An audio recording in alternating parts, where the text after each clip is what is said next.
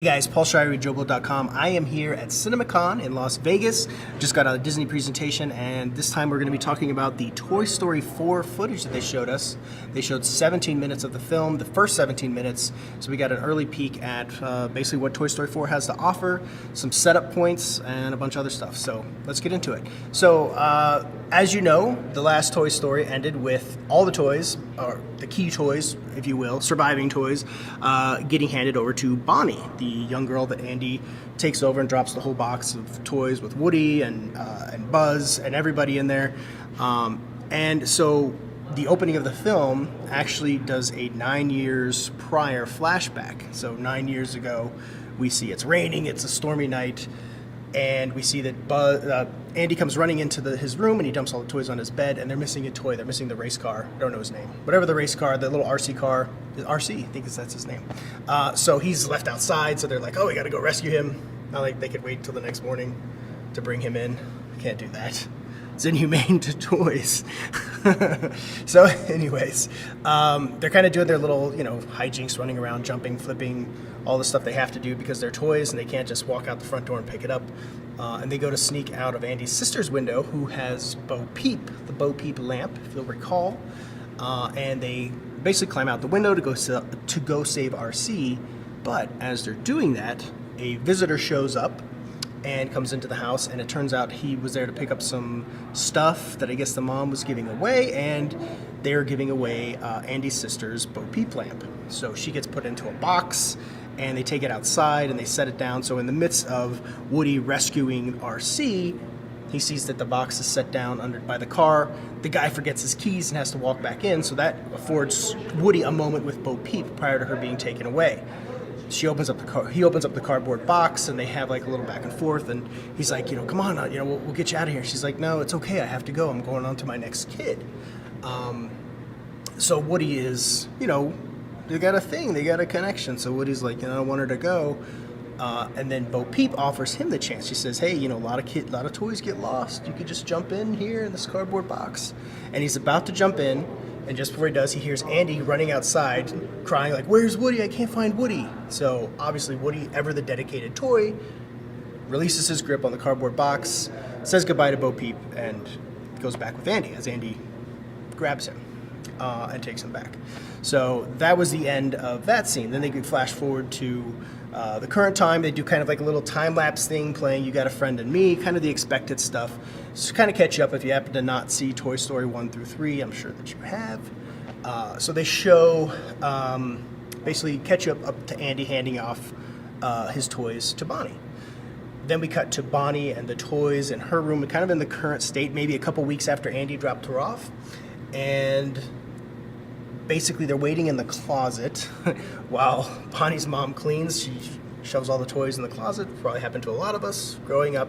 Probably a lot of toys get lost, for being honest, or forgotten about, which can sometimes be the same thing. So they're all in the closet, then they're waiting for the signal to come out and waiting for Bonnie to run in and play with them, because that's like how they plan their day, is like the kid's gonna play with them. So anyways, Bonnie comes in, she opens it, she's like, grabs a bunch of toys, but she takes the badge off of Woody and puts it on, what's the chick's name? Jessie. Our expert in the field. So she comes in, she grabs all the toys, and she picks up Woody, and you think Woody's gonna go and be played with, but no, she just takes his badge and she puts it on Jessie. Well, she's a girl, she probably wants to play with the girl cowboy, makes sense. Cowgirl, oh my God. I'm so sorry if I offended everybody. Deeply apologize for my remarks. So, anyways, she's playing with Jessie. Jessie's the new sheriff, cool. But that, it does hurt Woody's feelings. But again, Woody has always been that determined and dedicated toy. So while it hurts his feelings, he's still thinking about Bonnie and, her well-being. So that's really always his main focus. Anyways, Bonnie gets done playing with him. She runs off, and the toys are kind of like, hey, are you okay? You all right, buddy? He's like, I'm fine. And then one of the other toys is that's one of Bonnie's original toys, is saying, hey, everybody get back in your spots. Bonnie always forgets something. So sure enough, Bonnie comes running back in, but she comes in crying. And it turns out Bonnie is going to kindergarten. She's going to her orientation day to start school. So this has her upset, like many kids going to school for the first time. It's a big deal. And Woody's like, hey, or she asked her parents if she could bring a toy with her. They say no. But Woody kind of protests to the other toys, and he's like, hey, we got to help her out. She's going to kindergarten. It'd be better for her to have a toy with her. They're like, no. We're not doing that. What if, like, all these horrible scenarios happen, which, let's be honest, could probably happen if you've seen the other movies. But anyways, she has forgotten her backpack. She comes back to get it.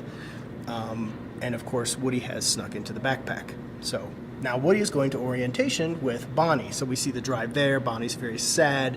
But she's got her parents with her, which, obviously can help a little bit. They go into the classroom. She meets her teacher. And, Bonnie's sitting at a table by herself. I don't know why she's sitting at a table by herself, but she is. Kind of doesn't make sense, but whatever. So Bonnie is sitting there by herself, and a boy walks by, and she kind of awkwardly says hi, and he takes all of her materials, her coloring materials, without saying anything, which Woody is witnessing because he's got the backpack zipper open. He's peeking through, watching his Bonnie, and he jumps out and does his little, toy antics to basically help her to have a better day. He steals her some crowns, he steals her a bunch of materials, and he throws them up on the table and then retreats back into the backpack. Now, this is where things get a little crazy because now Bonnie takes some glue, she's got all these materials, she's got some little googly eyes, she's got some pipe cleaners and all this other stuff, and she has a spork, which she puts together and makes Forky. So she makes this little Forky guy. Puts him in the backpack, nothing, just an inanimate, crazy bullshit kid toy thrown into the backpack. Usually something that just gets thrown in the trash later, right? I mean, if you have kids, they bring home a lot of stuff that just kind of needs to be praised and then forgotten. But on the drive home, Woody looks over and Forky begins to talk and comes alive. So basically, Bonnie created a toy that has come to life, which was an interesting angle to take for these movies. We've never seen that happen before, or shown how a toy is created in that sense. So anyways, they come back to the house. Woody, again, always the dedicated, good guy, introduces Forky to everybody else. But Forky, it seems like he's brand new, doesn't really talk, doesn't know how to talk well, doesn't know how to form his sentences or his words and all that other stuff. So it's a little comedic, and he's, I guess because his parts come from the trash, he's obsessed with going back to the trash. So I'm sure that will resolve quickly. And anyway, so now that is the introduction of Forky. And that was it. That's when they closed out the footage. My takeaway from all of that was, obviously this is going to be something with Woody finding a new purpose in his post-handoff life. As a toy that old, there's only so much that you can do, and that's always been the question. It's always felt like, well, Toy Story 3 felt like the perfect wrap-up. What more can you tell with these characters or these toys? Like, what's the next evolution for them if you're going to make another film? I know a lot of people argued, like, hey, do we really need this? Well, probably not, but it is well in line with what we've seen before. It's got all the familiar beats, all the characters, all the voices. So it really just feels like a natural continuation of these characters and the story. And from 17 minutes of footage, I certainly would have sat and watched the rest of it.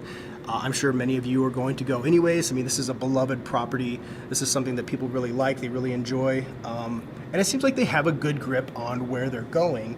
And the focus seems to be going heavy on Woody. So we'll see where that goes. We'll see if Forky is just there for comedic effect or if he has some grander purpose. And it does seem like Bo Peep is going to be playing a bigger role too, which we already know she's coming back for this one. So that's it for Toy Story 4. That's coming into theaters in June, I believe, so you can look forward to that coming up pretty soon. But that's a nice little tease in case you were curious of what they were doing, what the film is. It's very much in line with everything you've seen before. So in a sense, it's kind of like another episode of Toy Story.